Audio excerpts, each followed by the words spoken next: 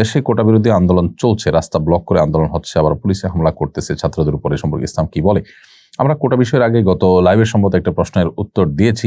আমরা বলেছি যে কোটার ব্যাপারে যদি একেবারে যৌক্তিক পর্যায়ে, যৌক্তিক পরিসরে কোটা থাকে, কোনো পঙ্গু, কোনো আপনার অসহায় পিছিয়ে থাকা মানুষকে আগায় আনার জন্য অথবা বিশেষ কোনো অবদানের জন্য কোনো ব্যক্তির পুরস্কার স্বরূপ, তাহলে সেটা ইসলাম অ্যালাউ করে ওই পরিসরে।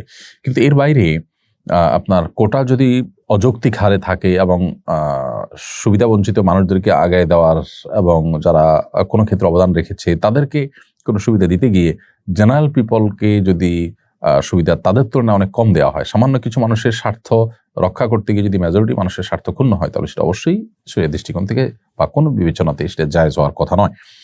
সো এই বিষয়টা নির্ভর করে যে আসলে রেশিওটা কি থাকছে, যৌক্তিক থাকছে নাকি অযৌক্তিক থাকতে, বাকি মূল বিষয়টা নিষিদ্ধ নয়, এটি মৌলিকভাবে কোনো অপরাধ নয়।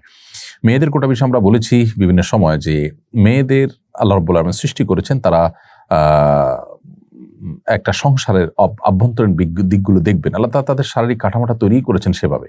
আপনি দেখুন নারীর শারীরিক কাঠামোটাই এরকম যে তিনি বাসা বাড়িতে তার অবস্থান করা, তার বাসা বাড়িতে কাজ করা তার জন্য অধিকতর উপযোগী, গর্ভধারণ করার ক্ষমতা, তার পক্ষে সন্তানের খাবার, এসব বিষয়গুলো প্রমাণ করে যে আসলে তিনি পুরুষের মতো বাহিরে কাজ করে বেড়াবেন না সাধারণ অবস্থাতে, কিন্তু মেয়েদের অঙ্গনে মেয়েদের সার্ভিস দেওয়ার মতো কাজগুলো, যে বিষয়গুলো আছে সেই বিষয়গুলোতে তিনি অবশ্যই কাজ করবেন। এবং এই জায়গাটাতে তিনি যখন কাজ করবেন তখন তার পর্দা প্রসিদ্ধ বিষয়গুলো যথাসম্ভব লক্ষ্য করা হবে। অতএব মেয়েরা বাইরে কাজ করা তাদের জন্য ইসলাম জায়েজ রেখেছে, কিন্তু তাদেরকে কোটা দিয়ে, বিভিন্ন কোটার মাধ্যমে তাদেরকে বাহিরে বের করে আনা এবং পুরুষদের তুলনায় তাদেরকে অগ্রাধিকার দেওয়া, এগুলোর কারণে সমাজে অস্থিরতা তৈরি হয়। পশ্চিমারা আমাদেরকে, যারা যখন ক্ষমতা আসেন আমাদের সরকাররা, তারা এই সমস্ত আপনার কাজের বিনিময়ে লোন টোন দিয়ে, একরকম লোন টোন ইত্যাদির মধ্যে শর্ত দিয়ে তারা নারীর ক্ষমতায়নের নাম দিয়ে মেয়েদের অযৌক্তিক হারে কোটা দিয়ে পুরুষদের কাজের পথগুলোকে তারা বন্ধ করে দিচ্ছেন। আমাদের মা বোনরা আমাদেরই আপনার পরিবারের অংশ, তারা আমাদের আপন, আমরা তাদের মধ্যে কোনো ডিভাইডেশন করতে চাই না, কিন্তু কুচক্রী মহল তারা মূলত এই কাজের মাধ্যমে আমাদের সমাজে যে সংকটটা তৈরি করছে সেটা হয়তো অনেকে আমরা ধরতে পারছি না। শত শত হাজারো যুবক বেকার থাকছে, আবার বহু মহিলারা কাজ করছেন। যেখানে মহিলাদের কাজ না করলেও চলে অথবা পুরুষরা তার চাইতে ভালো কাজ করতে পারবে না, সেখানে দেখা যাচ্ছে মেয়েদেরকে সেখানে কাজ করতে দেওয়া হচ্ছে।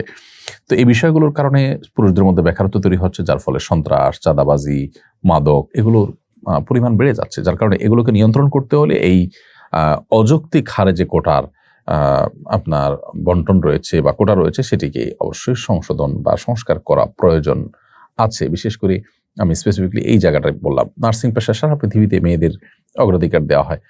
এর পক্ষে যত যুক্তি দেওয়া হোক না কেন, পুরুষদের কি নার্সিং পেশা করতে ইচ্ছা করে না? তাদেরকে অগ্রাধিকার না দেওয়ার কি কারণ থাকতে পারে? এবং মেয়েদেরকে, তাদেরকে যে আমরা বাহিরে চাকরি দেওয়ার নাম করে, স্বাধীনতা বা অধিকার দেওয়ার নাম করে তাদেরকে আমরা বাহিরে বের করছি, তাদের আভ্যন্তরীণ যে কাজটা, ঘরের ভেতরে যে কাজটা, তাদের শারীরিক কাঠামোতে আল্লাহ তাআলা যে সমস্ত দায়িত্বের বিষয় দিয়ে রেখেছেন, সেগুলো কি কোনোটা পুরুষরা করতে পারছেন? তাহলে সেক্ষেত্রে তাদেরকে অধিকার দেওয়া হচ্ছে নাকি তাদের দিয়ে ডাবল ডিউটি করানো হচ্ছে? বিষয়টা অনেক আলোচনা সাপেক্ষ, যাই হোক সেটা ভিন্ন বিষয়। আমরা কোটার সম্পর্কে এতটুকু বললাম যে এটি মৌলিকভাবে ইসলামের দৃষ্টিকোণে নাজায়েজ না হলেও এটির যৌক্তিক পরিসর থাকা গুরুত্বপূর্ণ। অযৌক্তিক পরিসর থাকলে সেটি অবশ্যই গুনাহের বিষয় হবে বা অন্যায় হবে।